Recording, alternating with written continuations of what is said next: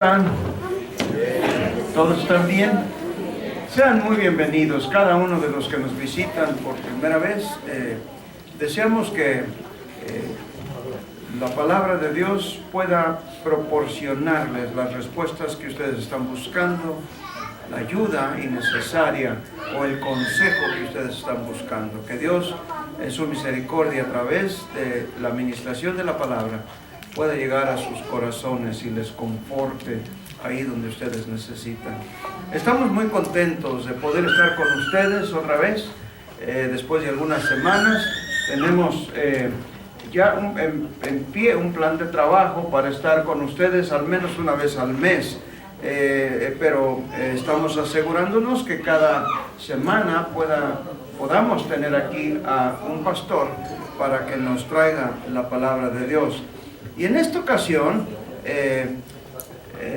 mi amigo y muy amado, el pastor Daniel Rubalcaba, él pastorea en la Ciudad de México con su esposa, y no tan solo eso, él supervisa a 20, ayer yo dije 16, son 20 otros pastores, otras iglesias, y en esta ocasión él aceptó con gusto estar con nosotros para traernos la predicación de la palabra de Dios. Y yo quiero que usted le dé un aplauso a Dios por la vida de pastor Daniel Rubalcaba y de su esposa. Se presenten y les den un saludo cordial de parte de su iglesia. El pastor Chuy Olivares, también por mi conducto, les envía un abrazo y un gran saludo. Estuvimos en una reunión allá en la ciudad de Tyler, en Texas. Algunos de ustedes pudieron estar allá y él les envía un saludo, pero que les salude aquí el pastor Daniel y su amada esposa. Amén.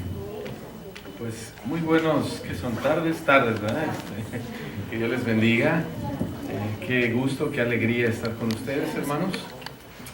Como decía el pastor Tony, venimos de la Ciudad de México.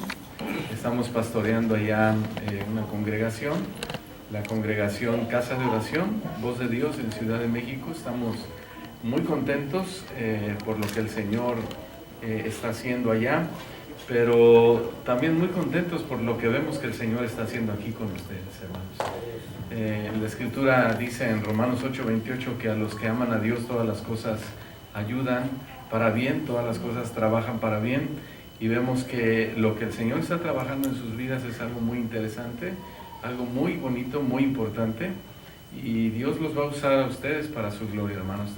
Este es un nuevo comienzo para ustedes, y sepan que hay un grupo de gente y de pastores que vamos a estar orando por ustedes mucho, así que cada uno vamos a hacer lo que nos corresponde, ¿verdad? Me da gusto y alegría conocer la iglesia de Casa de Oración San Antonio, también a los hermanos de Austin, de Casa de Oración Austin. Agradecemos al pastor Tony la confianza y la invitación. Como él lo dijo, yo quiero reafirmarlo también.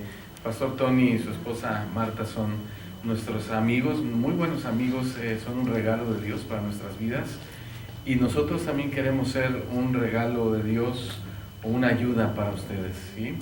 Entonces, pues gracias, hermanos, y les presento a mi hermosa esposa Paola, y que ella se presente. Dios les bendiga, hermanos. Pues es un gusto poder estar aquí con ustedes, conocer a la familia que Dios nos ha dado, ¿verdad? Comento a veces en algunas iglesias donde vamos, a mí Dios solo me permitió ser hija única, entonces familia muy pequeñita, ¿verdad? Pero en lo espiritual Dios me da una familia muy, muy grande, por todo el mundo está, porque sabemos que somos un cuerpo en Cristo y que todos nos reunimos con un propósito de darle la gloria y honra al Rey de Reyes y Señor de Señores, y me siento feliz, contenta de estar aquí con mis hermanos, conociéndoles, con nuestros pastores Tony, Martita, que les amamos y estamos para servirles. Oramos por ustedes y ustedes oren por nosotros. Dios les bendiga, hermanos. Gloria a Dios.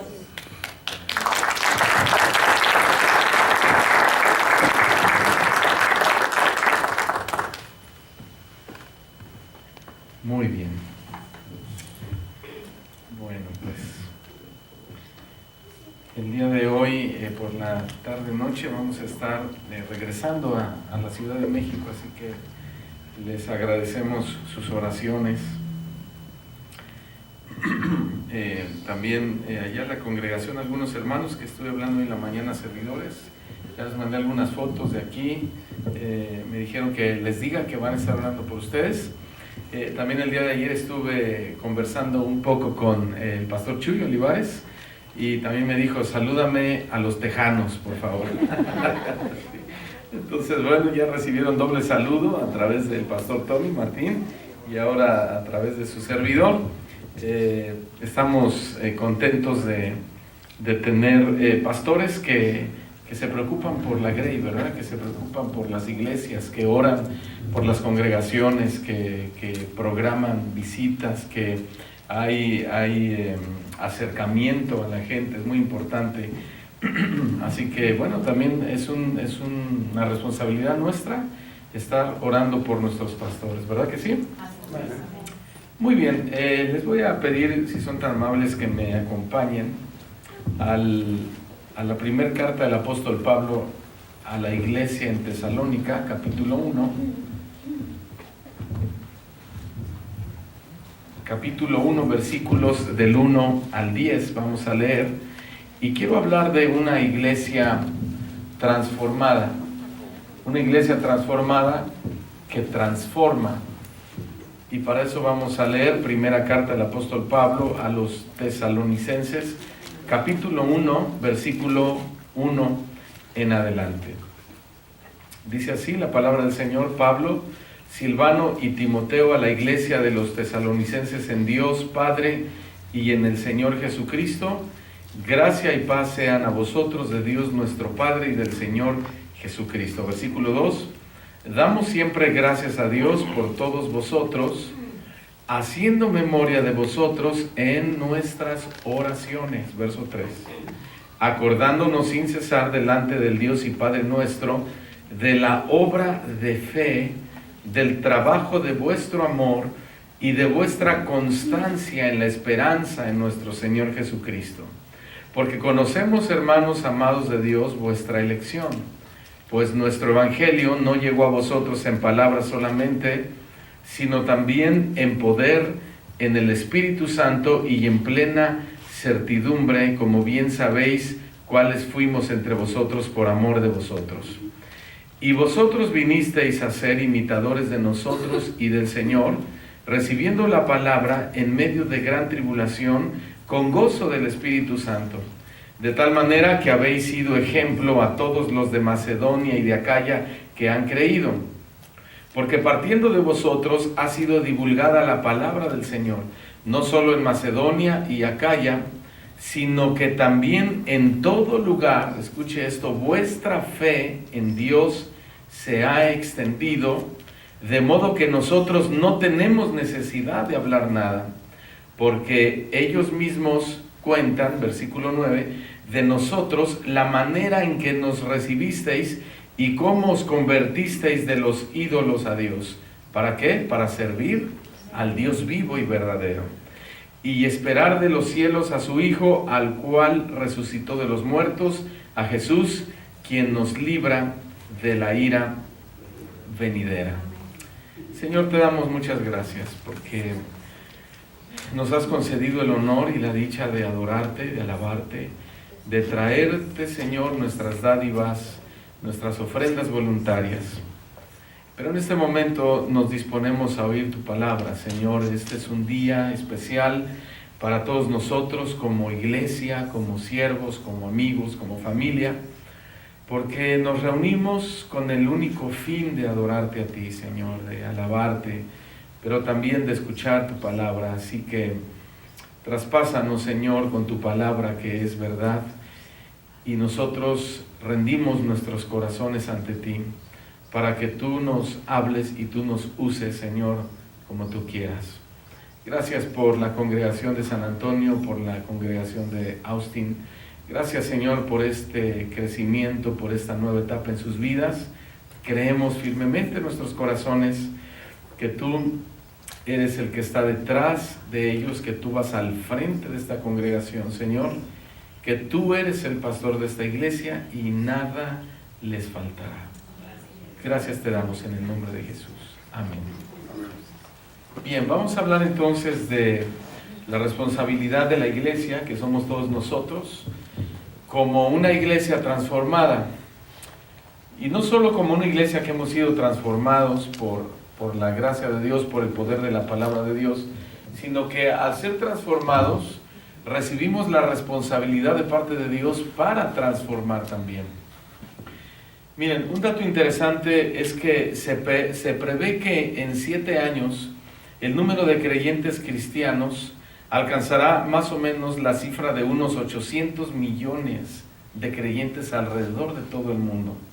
Tan solo en México, de donde venimos nosotros, ya son más de 8 millones de cristianos evangélicos. Eso suena bien, la cifra suena extraordinaria, 8 millones.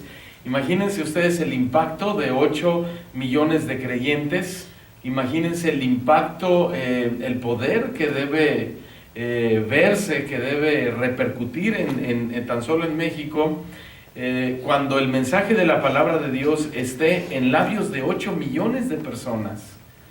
Sin embargo, hermanos, hay un problema en la sociedad, ya detectado, no solamente en México, también aquí en los Estados Unidos, es que la iglesia cristiana, lamentablemente, no está impactando a la sociedad.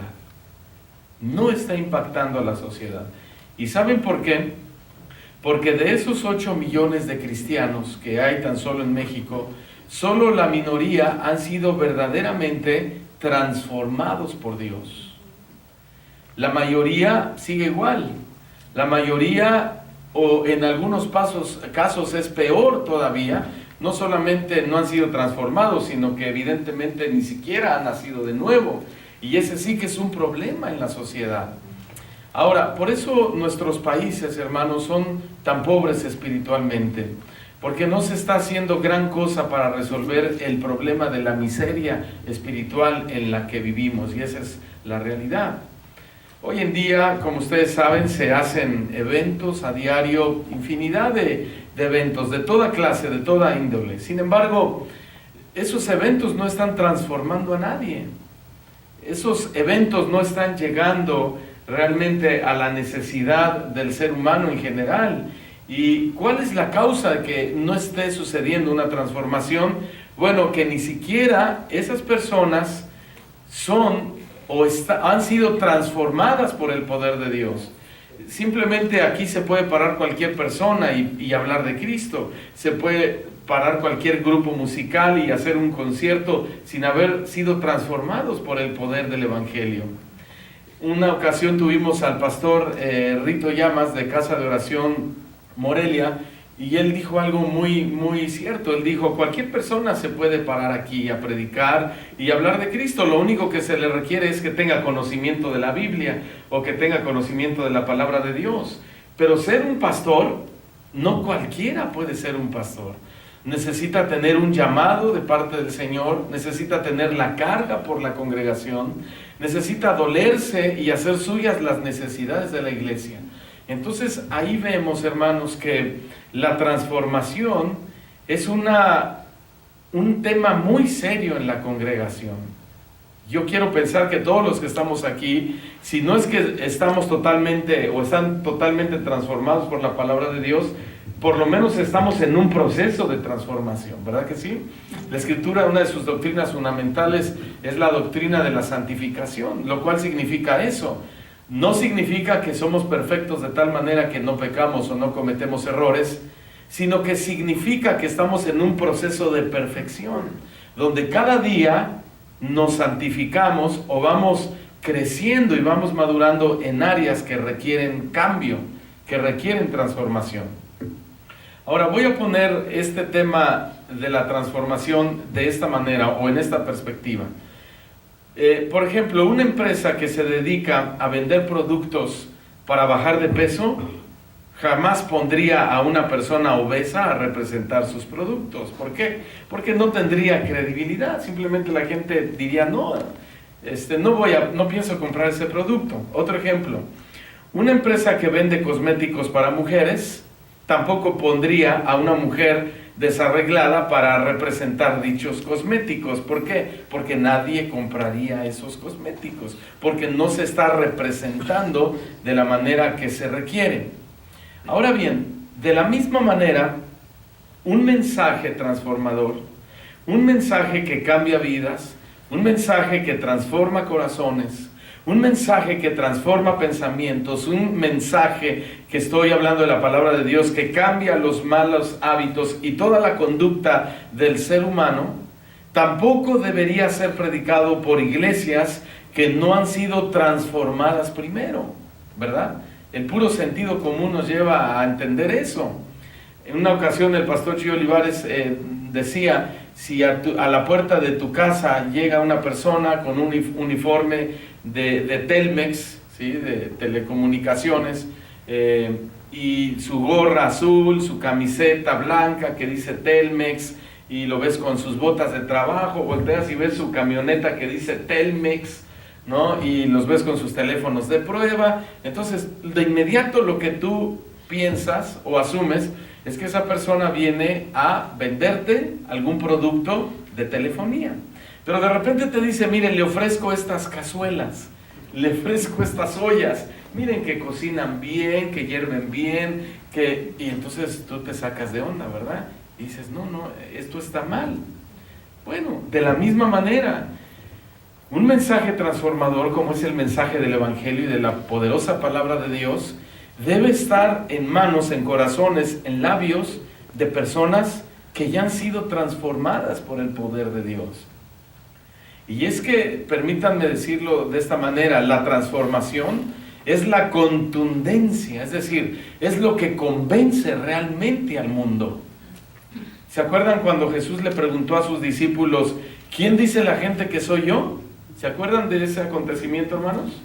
Miren, ahí en Mateo capítulo 16, versículo 14, le contestaron a Jesús, bueno, unos dicen que eres Juan el Bautista, otros dicen que eres Elías, otros dicen que eres Jeremías, otros dicen que eres alguno de los grandes profetas. Y Jesús le pregunta a sus discípulos, pero ¿quién decís ustedes que soy yo? Pedro de inmediato le responde y le dice, tú eres el Cristo, tú eres el Hijo del Dios viviente. Hermanos, la pregunta es la siguiente, ¿por qué la gente, cuando Jesús les pregunta, ¿quién dice la gente que soy yo? ¿Por qué la gente, el pueblo, asoció a Jesús con Elías? ¿Por qué la gente asociaba a Jesús con Jeremías? ¿Por qué lo asoció con Juan el Bautista? ¿Por qué lo asoció con alguno de los profetas? ¿Por qué Pedro le dijo, tú eres el Cristo, el Hijo del Dios viviente? ¿Saben por qué? Y lo acabo de decir, por la contundencia del ejemplo de vida que era para todos ellos. Es decir, la gente cuando veía vivir a Cristo, cuando lo escuchaba hablar, cuando lo escuchaba enseñar, cuando observaban el ministerio en forma de nuestro Señor Jesucristo, no había otra referencia mejor que asociarlo con los profetas. No había otra referencia mejor que asociarlo con Juan el Bautista. Ellos no lo asociaron con los fariseos de la época de Cristo, ni con los escribas, con absolutamente nadie. Ellos decían, ¿será Juan el Bautista? ¿Será Elías? ¿Será Jeremías? ¿Será alguno de los profetas? Porque Jesús, al igual que ellos, fueron contundentes en su ejemplo de vida. ¿A qué me refiero con contundencia? Bueno, hay muchas maneras que el Señor fue contundente y los profetas. Por ejemplo, el amor que Él le tenía a la congregación. Por ejemplo, la compasión por los perdidos. El amor que le tenía a los niños. Por su ejemplo de carácter, un hombre templado, un hombre apacible, un hombre de carácter perfecto, honorable. El Señor Jesús fue contundente en su forma de hablar. No solo confrontaba, también amaba con sus palabras. La gente se sentía bien, segura, se sentía amada por nuestro Señor Jesucristo. Por supuesto, por la enseñanza o la contundencia de su mensaje, por las obras que Él hacía, por sus milagros, por sus señales, por sus prodigios, etcétera, etcétera, etcétera. Hermanos, Jesús no era como la mayoría.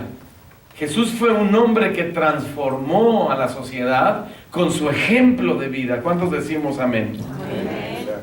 Él era poderoso en palabra y poderoso en hechos, hermanos.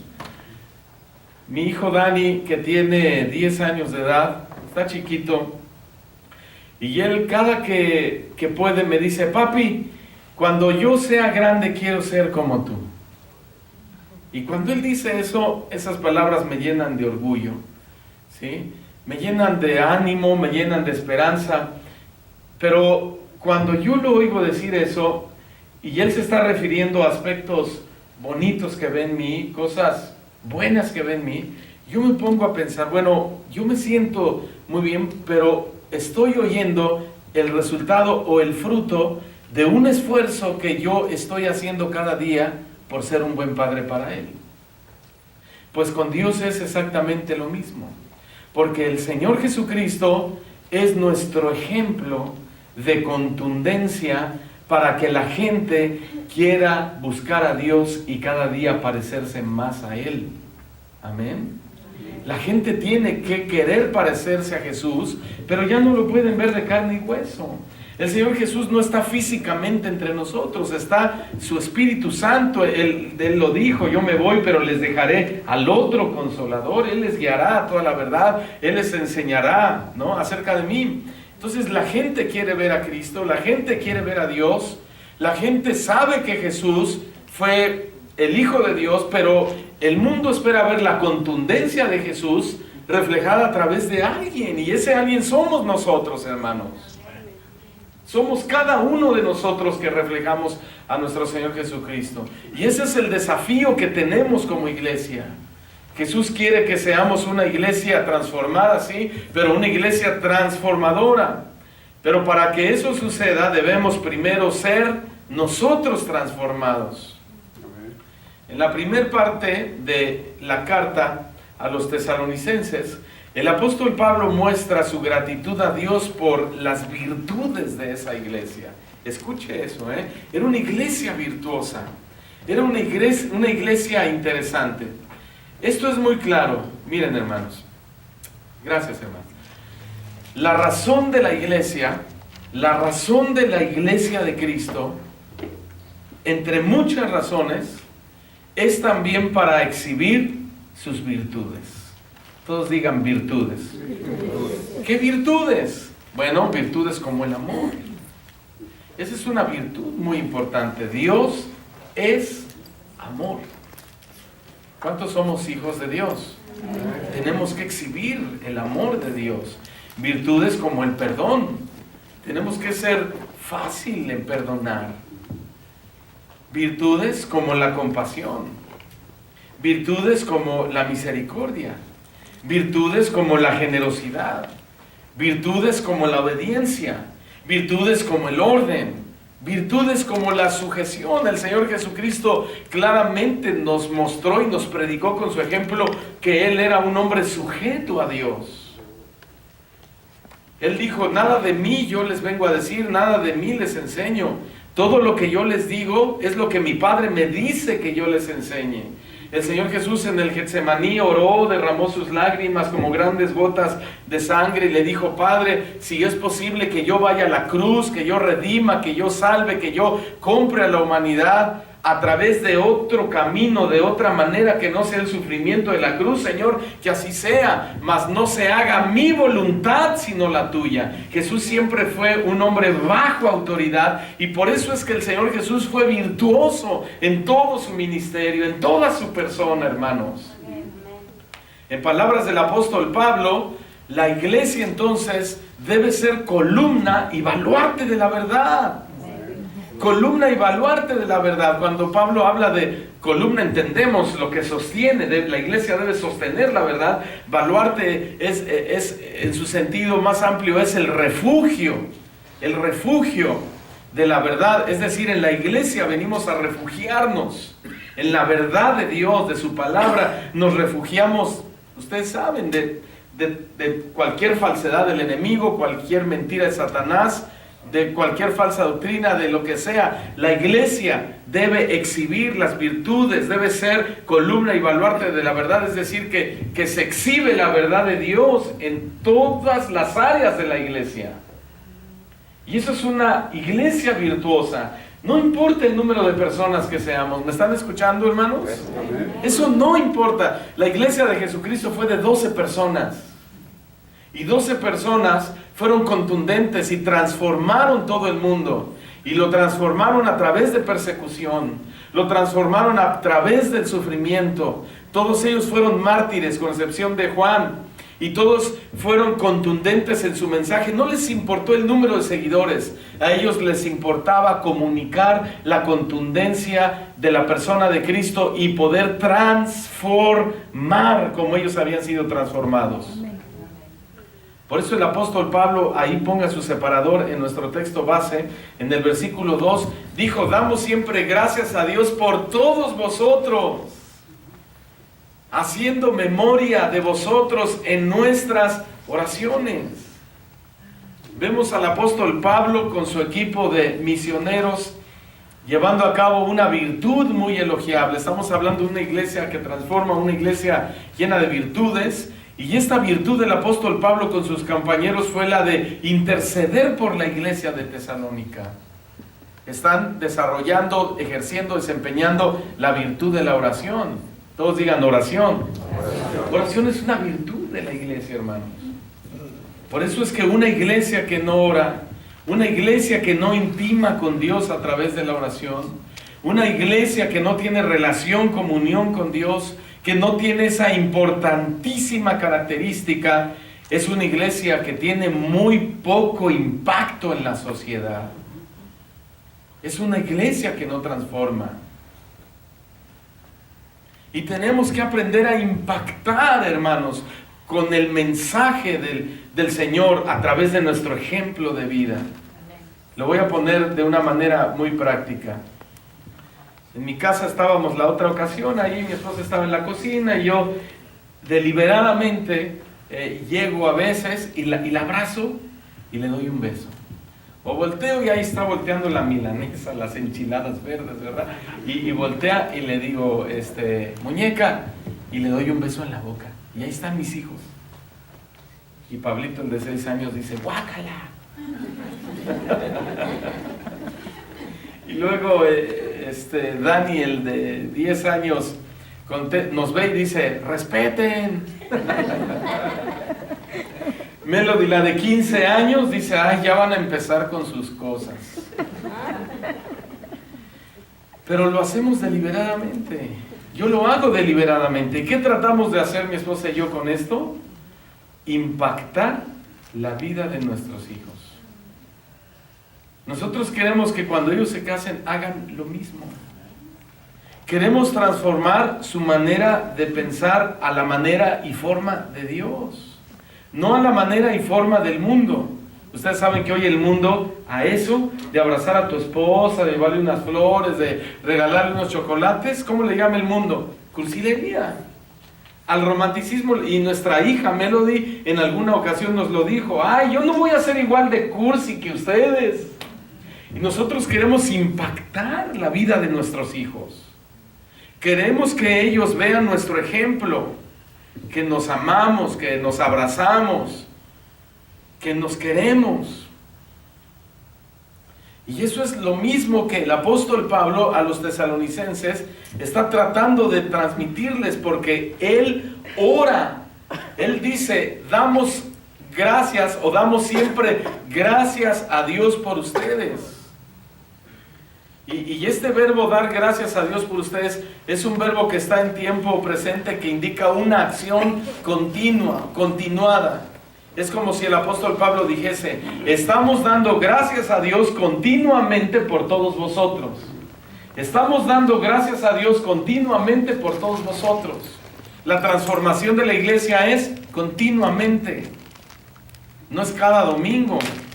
Porque allí en México hay cristianos cadochos, hay cristianos caquinces, hay cristianos mesiánicos, ya me entendieron, ¿verdad?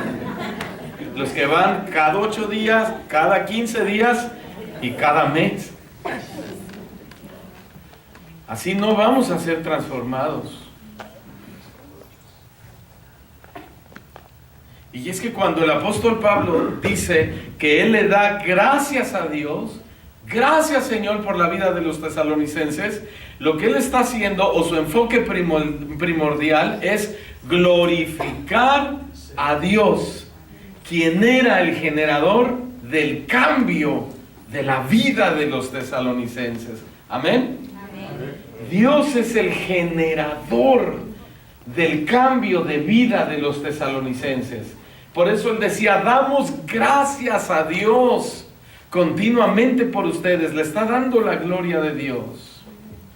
Debemos extraer un principio muy importante aquí. La iglesia debe orar, la iglesia debe dar gracias, la iglesia debe pedirle a Dios que continúe su obra de transformación, su obra de transformación en las vidas de las personas, para que el nombre de Dios no cese de ser glorificado. Amén. No es decirle al Señor, oh gracias, en mi caso el Señor me rescató en el año 85, hace 33 años. Entonces, no es decirle al Señor, oh gracias Señor, porque me salvaste hace 33 años. No, mi oración debe ser, Señor, no ceses tu obra de transformación que iniciaste hace 33 años en mi vida. ¿Cuántos le pueden decir eso al Señor hoy, hermano? ¿Cuántos le pueden decir, Señor, sigue haciendo tu obra en mí, por favor? Y es que la transformación de la iglesia, como lo acabo de decir, no va a ser de un día para otro. La transformación es progresiva, pero es permanente también. Todo el tiempo necesitamos ir siendo transformados de gloria en gloria a la imagen de nuestro Señor Jesucristo. Y la oración de gratitud que hizo el apóstol Pablo, la hizo no por algunos, la hizo por toda la iglesia de Tesalónica. Dos temas principales plasma Pablo en estos versículos. Número uno, su deseo de que toda la iglesia sea transformada. Su deseo de que toda la iglesia, ese es el deseo de cada pastor en la iglesia, ¿no? ¿Verdad? Yo le oro a Dios y le digo, Señor, que estas personas que has puesto a mi cargo, que sean transformadas. Yo un día te voy a dar cuenta, Señor, y te voy a decir, Señor, mira, aquí te presento a esta iglesia que, bueno, trabajé para su transformación por medio de ti. Y el segundo punto que plasma Pablo es enseñarles, a través de su ejemplo, la importancia de que todos en la iglesia deben ser agradecidos, porque él dijo, damos gracias a Dios. Debemos ser agradecidos. ¿Qué es dar gracias a Dios, hermanos? Dar gracias a Dios es reconocer todas las bendiciones recibidas. ¿Cuántos reconocen eso, hermanos? De hecho, ese es parte del testimonio de una iglesia que transforma, que su gente sabe ser agradecida con Dios pese a cualquier situación adversa. ¿Sí? Agradecidos con Dios. Amén, hermanos. Se me vino a la mente una ocasión, fui a visitar a la iglesia de Casa de Oración Tuxtla Gutiérrez con el pastor Michael, y mis hijos cuando salimos siempre están esperando un regalito, siempre están esperando un regalito. ¿Y qué me trajiste? Ayer le decía a mi hija Débora, a mi esposa, oye, ¿qué me trajiste de regalo? Y mi esposa le decía, no te voy a decir, espérate, es una sorpresa. Y decía Débora, no, a mí no me gustan las sorpresas, ya dime qué me vas a traer. Y no le dijimos. Y en una ocasión que fui allá a Tuxtla, fuimos a San Cristóbal de las Casas y un mercado de artesanías muy bonito, hermanos. Todo el trabajo que hacen las personas en esas zonas, en las montañas, cosas, muñequitas, miren, había unas muñequitas de hilo preciosas, unos vestidos hermosísimos. Entonces yo cuando vi esa muñeca dije, le voy a comprar esta muñeca a Débora. Y se la compré y le escogí la más colorida para que le gustara. Y cuando llego a la casa y le digo, cierra los ojos y abre las manos, ¿verdad? Y ella cierra los ojos y abre las manos. Y le pongo la muñeca en las manos. Y cuando abre los ojitos y voltea a ver la muñeca, me hace así, me hace. Digo, ¿qué? Papá, esta muñeca, me dice. Y yo aproveché el momento para enseñarle el principio de ser agradecido. Y yo le dije, no, estás mal.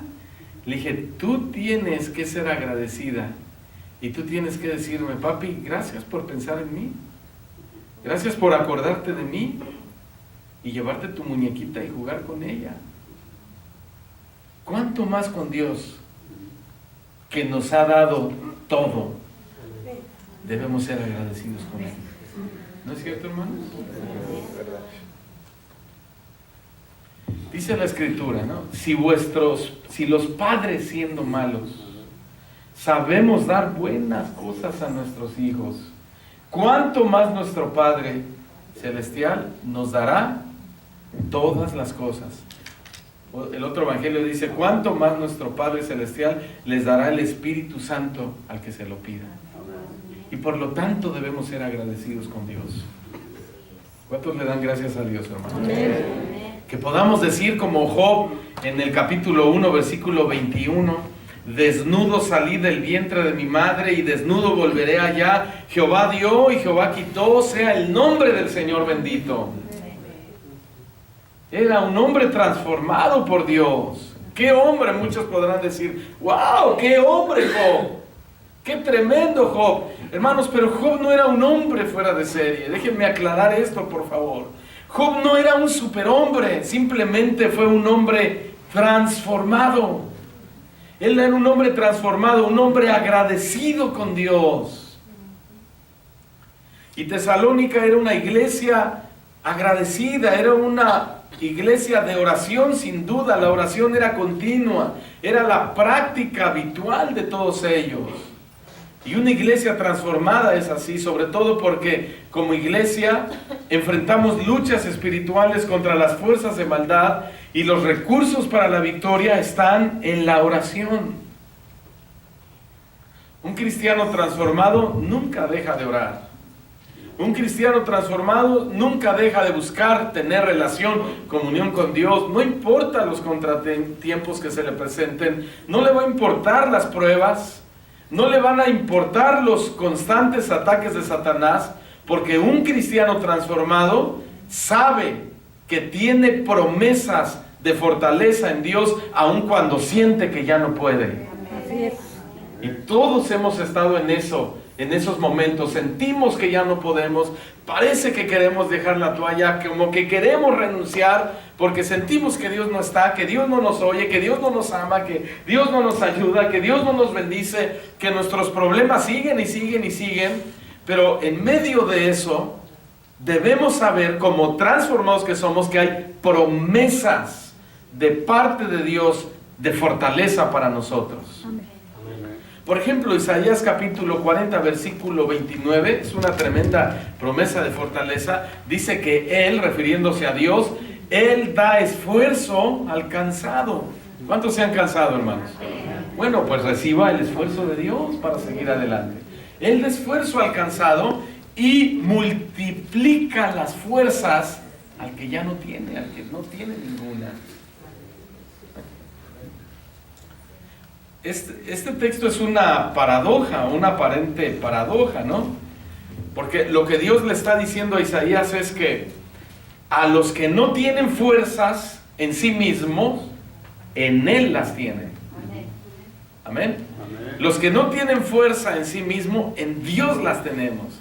Con la añadidura, además, de que Dios se las multiplica. Impresionante, hermanos.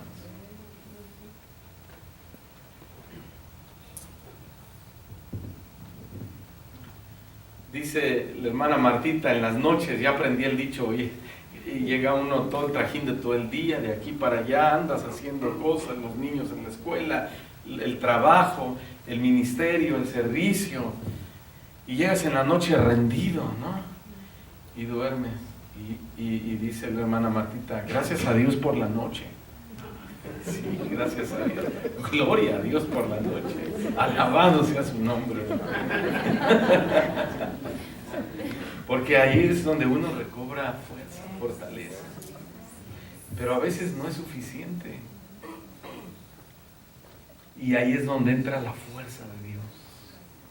Ahí es donde multiplica las fuerzas al que no tiene ninguna. Y eso es justo lo que le sucedió al apóstol Pablo Él nos cuenta su testimonio en 2 de Corintios capítulo 12, versículo 7. Dice, para que las grandezas de las revelaciones no me exaltasen desmedidamente, me fue dado un aguijón en mi carne. Al parecer ese aguijón se refiere a la enfermedad en sus ojos, parece que fue malaria en sus ojos, que los expertos dicen que la adquirió en la ciudad de Galacia. Una enfermedad degenerativa, se le hacían grandes las cuencas de los ojos. Por eso dice de los Gálatas en alguna ocasión, de haber podido, ustedes se habrían sacado sus ojos y me los habrían dado, ¿no? Hablando y dando a entender del amor y el cariño que le tenía la iglesia al apóstol Pablo. Pero le vino ese aguijón en su carne al apóstol Pablo. Dice él, un mensajero de Satanás que me abofeté para que no me enaltezca sobremanera. Respecto a lo cual 3 veces he rogado al Señor que lo quite de mí, y el Señor me ha dicho, no, bástate mi gracia, porque mi poder se perfecciona o se multiplica en tu debilidad.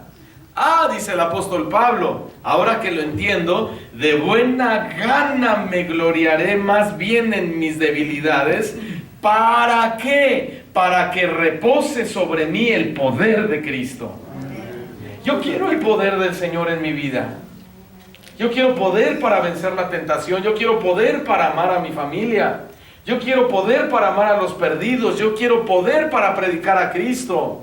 Y para eso, hermanos, necesito ¿qué? La fuerza de Dios. Necesito menguar para que Cristo crezca. Necesito estar en debilidad para que la fortaleza de Dios se magnifique a través de mi vida.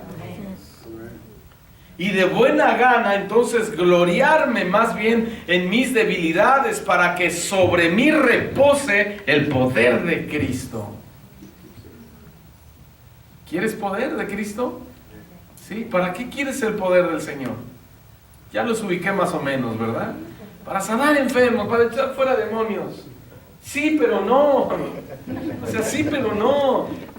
A veces empezamos con el B en lugar del A. La oración es muy importante porque no solo es un recurso para pedirle a Dios lo que queremos. La oración es importantísima. Número 1, porque sin oración no hay transformación.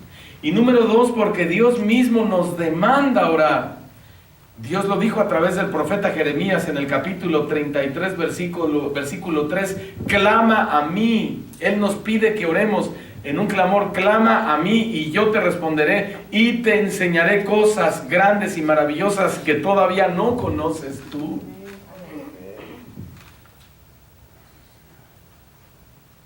Oración para que haya transformación. Yo me recuerdo que en mi vida yo era una persona, hermanos, que guardaba todos los malos recuerdos, hermano. Todo lo que me pasaba malo, todo lo que la gente me hacía mal. Bueno, qué chistoso, nada más guardaba lo que me hacían, pero lo que yo hacía, ¿sí? Pero lo guardaba en mi corazón. Y como consecuencia creció la amargura en mi corazón, la falta de perdón en mi vida, hasta que un día llevé esta situación a Dios. Me cansé, hermanos. Dije, yo no puedo vivir así. ¿Y qué creen que pasó? Sobrenaturalmente, porque tenemos a un Dios así, sobrenatural, Dios me hizo olvidar todo eso. Dios me hizo olvidar todos los malos momentos. Hoy vivo libre de rencores. Hoy vivo libre de malos recuerdos, hermanos. ¿Qué me pasó? Me transformó el Señor. ¿Cómo? A través de la oración, de acercarme a Dios.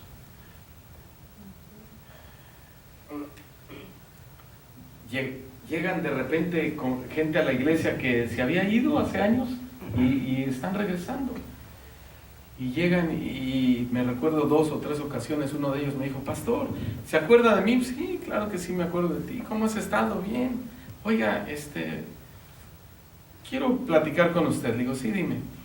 Quiero pedirle perdón. Y me quedo así. Y yo dentro de mí, ¿de qué? ¿Verdad? Pues, ¿qué pasó? Y me dice, ¿no se acuerda lo que pasó? Y digo, no, ni me quiero acordar. Porque a mí ya Dios me quitó eso. Todavía antier, platicamos aspectos con mi esposa. Me dice, oye, ¿te acuerdas de fulanito que hizo esto? No me acuerdo. Miren, hermanos, es algo sobrenatural. Pero yo tuve que llevarlo a Dios, porque eso, yo reconocí que me estaba afectando. Yo necesitaba eso, esa operación, ese bisturí de Dios en mi vida. Cuánto más que soy un pastor y que necesito estar libre de todos esos sentimientos, ¿verdad? Imagínense a Jesús, todo lo que le hicieron, todo lo que le dijeron. Él es nuestro ejemplo, hermanos. Y tan solo el ver el ejemplo de Cristo nos transforma. Y yo no sé de qué contexto vengas tú, No lo sé. Seguramente igual que yo, igual que el pastor Tony, que muchos pastores que me hicieron, que me dijeron, que me maltrataron, que me robaron, que me manipularon, que esto, que levantaron falso testimonio, que dijeron que me robé esto, que me metí con aquella persona. Mira, hermanos, del Señor dijeron cosas peores. Pero tú eres un cristiano transformado. Eso no te debe afectar. Debe ser como el burro, espérenme tantito,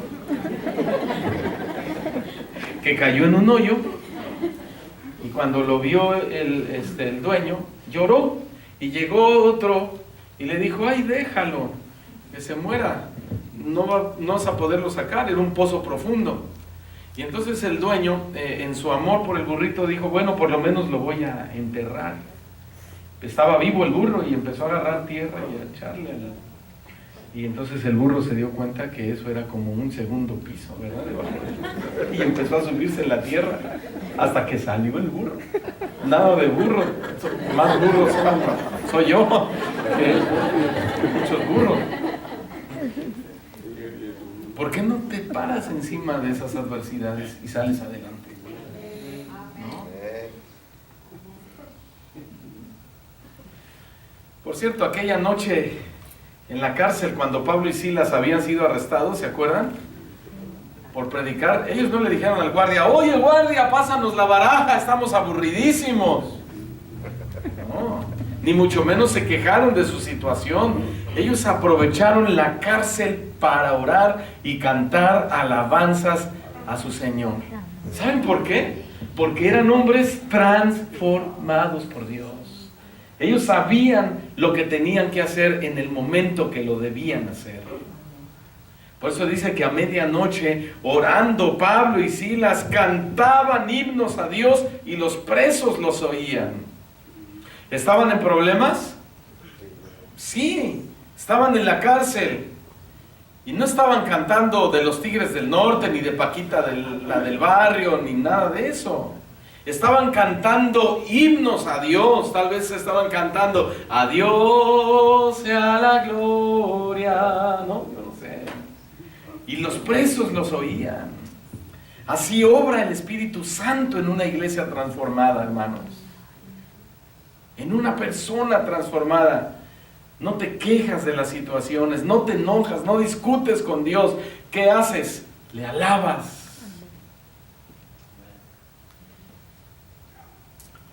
Y no necesitamos tener un supergrupo de músicos aquí y todo para poder entrar a la presencia de Dios, para adorar a Dios. No, hermanos. Lo único que necesitamos es actitud. Es una buena actitud. Y una buena actitud van a ser de una persona que está siendo procesada en transformación. Amén. Qué iglesia tan bonita. Y aún así muchos se quejan. Nosotros, yo quisiera tener la alfombra que ustedes tienen. No se diga las sillas, hermano. Me siento VIP ahí sentado. De verdad. Está súper bonita. Yo sé que están rentándola, pero tienen acceso a estas comodidades de todas maneras. voy a decir, como un pastor dijo, es tan glorioso lo que les estoy diciendo que ya hasta se me olvidó porque se lo dije.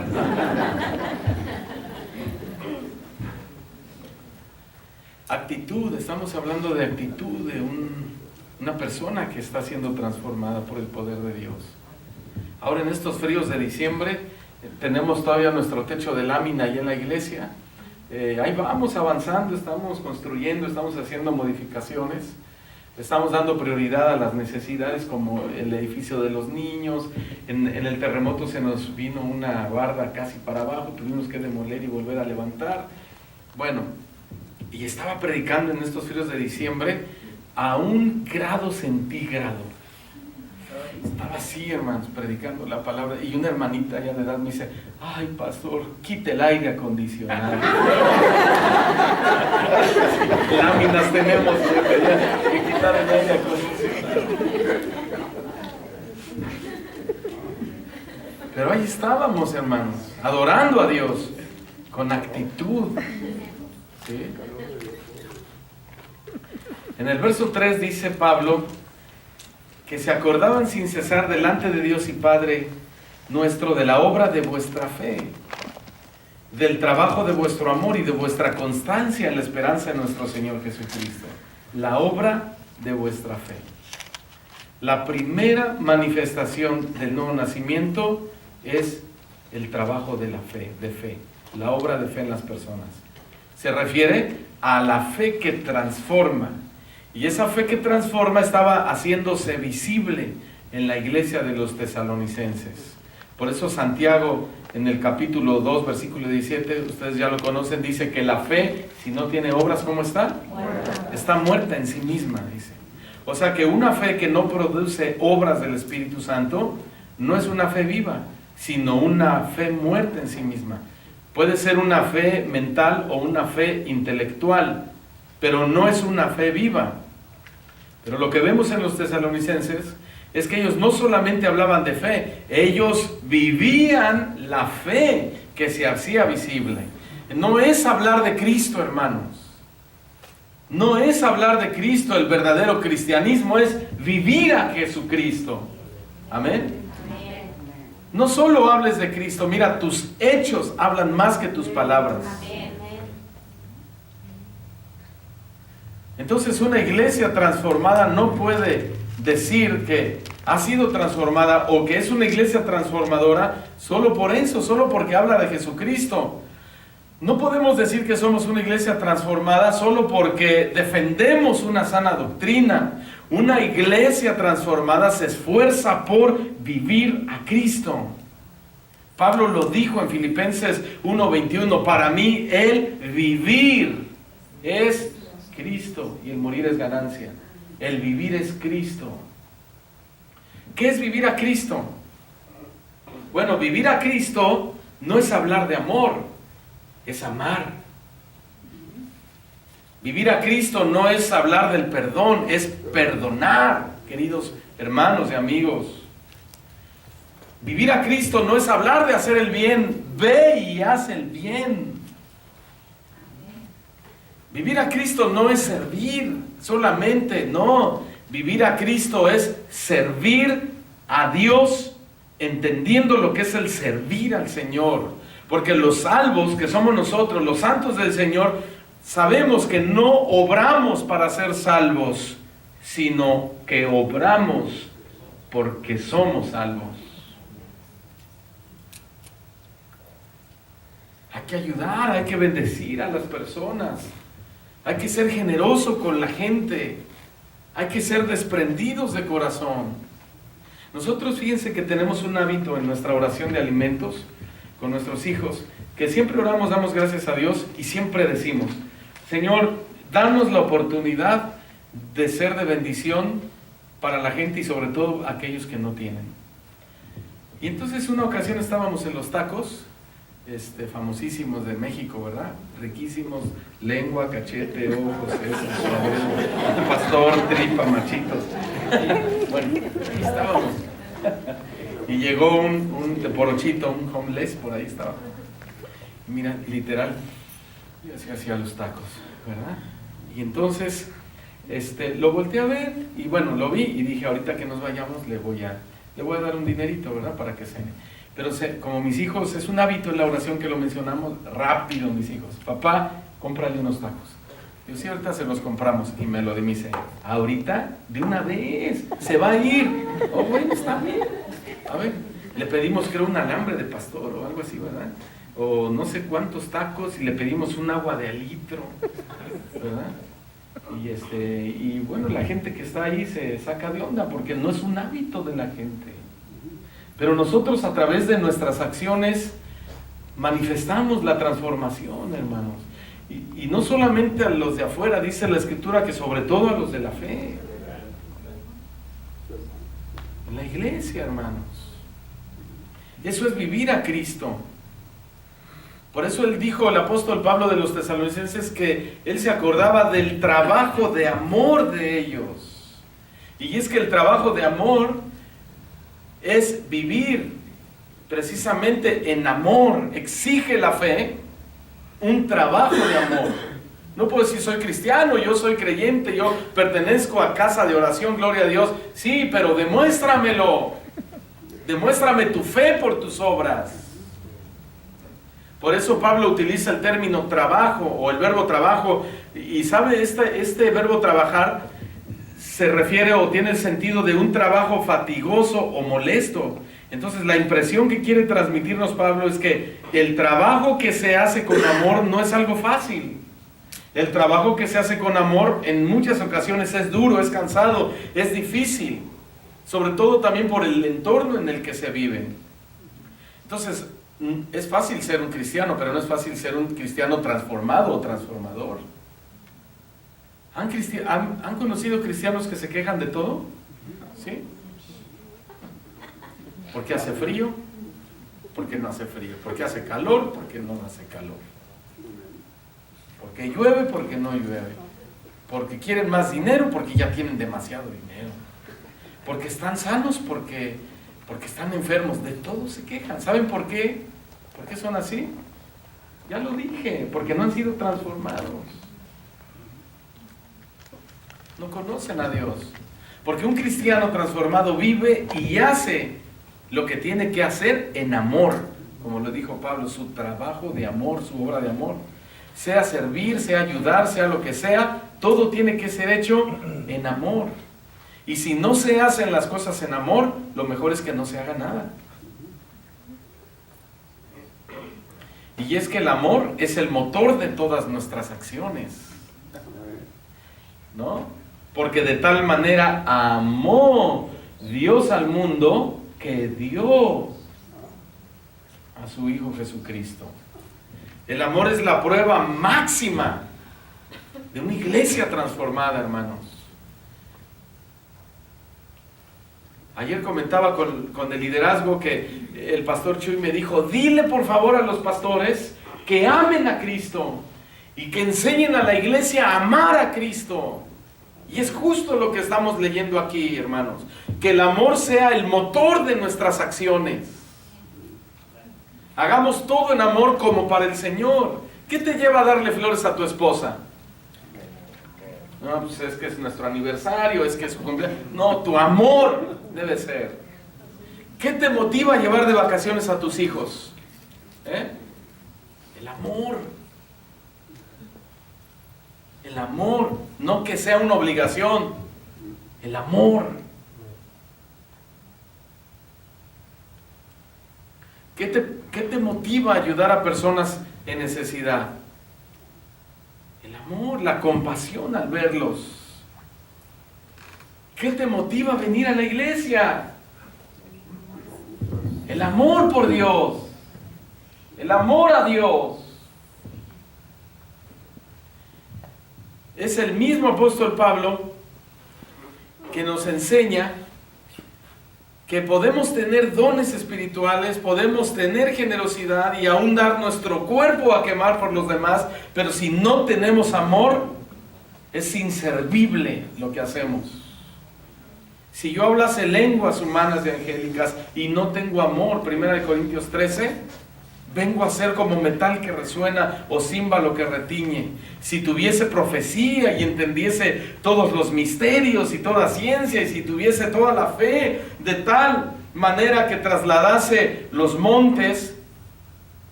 Eso es como una hipérbole, es una exageración, algo que no va a pasar, pero él está poniendo en perspectiva la importancia del amor, ¿sí? Y si tuviese toda la fe de tal manera trasladar los montes y yo no tengo amor, nada soy. Y si repartiese todos mis bienes para dar de comer a los pobres, y si entregase mi cuerpo para ser quemado y no tengo amor, de nada me sirve. Mi hijo Dani es un niño travieso, pero muy amoroso, hermanos. Muy cariñoso. ¿Saben cómo le puso de apodo mi papá? Primera de Corintios 13. Así le dice. Primera de Corintios 13, porque es esto, habla del amor. ¿Sí? Y cuando va mi esposa a recogerlo a la escuela y están todos los niños, hagan de cuenta que ustedes son los niños, así los ponen en el patio, y los papás de este lado, desde allá le grita mi hijo Dani a mi esposa: ¡muñeca! ¡Mi amor! Le grita a mi esposa. Todos los niños y hasta las maestras se quedan sorprendidas, pero después llega a la casa y empecé a pelear con sus hermanos y no les da y no les presta. Y le digo: ¿de qué te sirve ser así con tu mamá? O llegamos a la iglesia y dice: papá, ¿hoy me dejas no ir a mi clase? No, por favor, digo, tienes que ir, a eso venimos. Tenemos que enseñarles, ¿no? Y es que el amor es el distintivo natural de una iglesia transformada. ¿Cuántos aman a Dios? ¿Y amas a tu hermano? ¿Y cuánto amas a tus enemigos? Se acabaron los amenes. Jesús dijo: un mandamiento nuevo os doy, que os améis unos a otros, como yo os he amado, que también os améis unos a otros. En esto conocerán todos que sois mis discípulos, si tuvierais amor los unos con los otros. Y es que el amor de una iglesia transformada tiene dos direcciones. La primera es hacia Dios y la segunda hacia quienes somos el objeto del amor de Dios. Es horizontal y vertical. Lo dije al revés, ¿verdad? Es horizontal y vertical. Porque de tal manera amó Dios al mundo que ha dado a su Hijo unigénito. Por eso es que el amor es la evidencia de uno que ha nacido de nuevo. Nosotros, dice Juan, sabemos que hemos pasado de muerte a vida, en que amamos a los hermanos. Está hablando de gente que ha nacido de nuevo. ¿En qué se distingue un nacido de nuevo? En que ama a sus hermanos, porque el que no ama a sus hermanos, dice, permanece en muerte. No perdonar es lo mismo que no amar. No tratar bien a tu esposa, a tu esposo, a tus hijos, a los hermanos de la iglesia, a tus propios enemigos, es lo mismo que no amar. Entonces, si decimos que somos una iglesia transformada, debemos demostrarlo amando a quienes debemos amar y aún a los que creemos que no deberíamos amar. El amor cristiano ama en cualquier circunstancia. Amén. Porque es sufrido, 1 Corintios 13. Porque es benigno, porque no tiene envidia, porque no es jactancioso, porque no se envanece, porque no hace nada indebido, porque no busca lo suyo, porque no se irrita, porque no guarda rencor, porque no se goza de la injusticia, porque se goza de la verdad, porque todo lo sufre, porque todo lo cree, porque todo lo espera, porque todo lo soporta. Ese es el amor, o el verdadero amor en un cristiano transformado. Es un amor sufrido, es un amor capaz de soportar con paciencia las injusticias y los males que recibe, es un amor incapaz de albergar resentimiento alguno, es un amor incapaz de provocar o de provocación, soporta la provocación. El amor verdadero no exige derechos. El amor verdadero sabe aguantar una ofensa sin guardar resentimiento. El sabio de Proverbios dijo que el odio despierta rencillas, pero el amor cubrirá todas las faltas. Ese es el amor cristiano. ¿Lo ven? Entonces el verdadero amor siempre contribuye a guardar la paz. El verdadero amor. No podemos decir que somos verdaderos cristianos, una iglesia transformada y andar de pleito en pleito. No podemos decir que somos una iglesia transformada y andar de aquí para allá, de división en división, hablando mal de los pastores, hablando mal del liderazgo, poniendo semillas diabólicas en el corazón de las que... No podemos, hermano, decir, oh, soy un verdadero cristiano y tener actitudes satánicas como esas.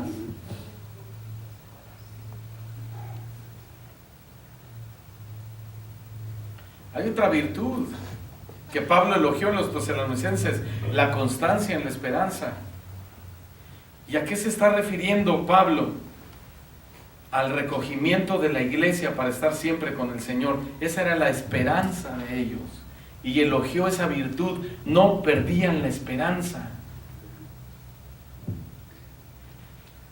Pablo dijo, luego nosotros los que vivimos, los que hayamos quedado, él creyó que en su época iba a venir Cristo.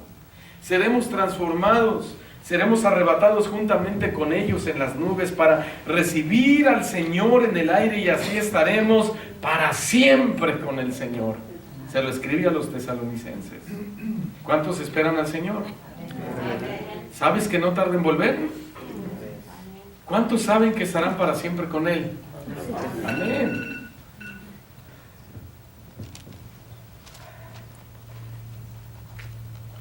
Versículo 4, porque conocemos, hermanos amados de Dios, vuestra elección. Versículo 5, bueno, vamos a detenernos ahí. Conocemos, hermanos amados de Dios, vuestra elección. Pablo y sus compañeros saben, no por referencias, sino por evidencias, que la iglesia de Tesalónica estaba llena de gente transformada. Verso 5, pues nuestro evangelio no llegó a vosotros en palabras solamente, sino también en poder, en el Espíritu Santo y en plena certidumbre, como bien sabéis cuál fuimos entre vosotros por amor de vosotros. Versículo 6, y vosotros vinisteis a ser imitadores de nosotros y del Señor, recibiendo la palabra en medio de gran tribulación, con gozo en el Espíritu Santo. Amén. Ellos, hermanos, reproducían la vida de Pablo y de los misioneros en el nombre de nuestro Señor. Ellos finalmente venían a ser todos imitadores de Cristo. La vida cristiana tiene que ver con reproducir a Cristo en nuestra vida, ¿verdad? Porque Juan dijo, en esto se ha perfeccionado el amor en nosotros, para que tengamos confianza en el día del juicio, pues como Él es, así somos nosotros en este mundo. Como Él es, así somos nosotros en este mundo. La iglesia que dice ser transformada debe andar como Él anduvo, como lo dijo Juan 2:6. El que dice que permanece en Él debe andar como Él anduvo. Hermanos, hay muchos que creen ser cristianos en transformación, pero con cualquier problemita se van de la iglesia. Con cualquier cosita se van de la iglesia. Mire, Pedro la regó, negó a Cristo. Pero él no se suicidó como lo hizo Judas. Cuando Judas negó a Cristo también. Él se arrepintió y continuó su proceso de transformación. David adulteró, pero también se arrepintió y también continuó su proceso de transformación. Jonás se oponía a obedecer la instrucción de Dios, pero finalmente obedeció y continuó también su proceso de transformación. Y hoy cada que leemos las vidas de todos estos hombres y sus historias, pues son de gran influencia en la vida de la iglesia, porque son personas que han transformado nuestra manera de ver las cosas. ¿No es cierto, hermanos?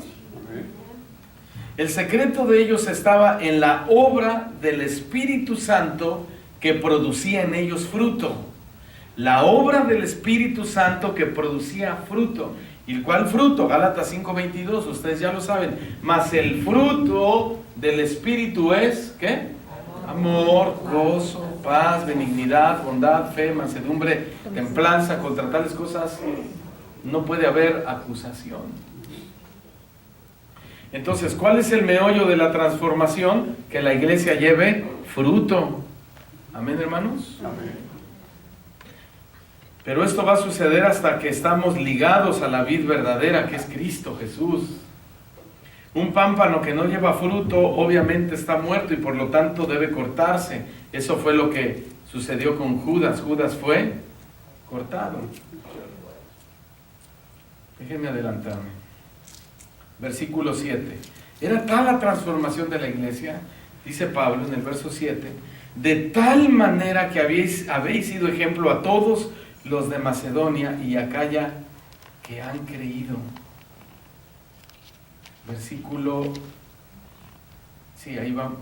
8. Porque partiendo de vosotros ha sido divulgada la palabra del Señor, no solo en Macedonia y Acaya, sino que también en todo lugar vuestra fe en Dios se ha extendido. De modo que nosotros no tenemos necesidad de hablar nada. No cabe duda, hermanos, cuál era el mensaje que proclamaban ellos. Era el mensaje de la palabra de Dios. Ellos, los tesalonicenses, eran una iglesia transformada porque conocían por su propia experiencia que la palabra de Dios contenía todo lo que ellos necesitaban, ¿verdad? Isaías dice, así será mi palabra que sale de mi boca, no volverá a mí vacía, sino que hará aquello que yo quiero y será prosperada en aquella para lo que la envié. ¿Qué debemos hacer, hermano? ¿Qué debemos saber? Que la palabra de Dios que está siendo enviada debe hacer aquello para lo cual está siendo enviada, hermanos. Amén. Amén.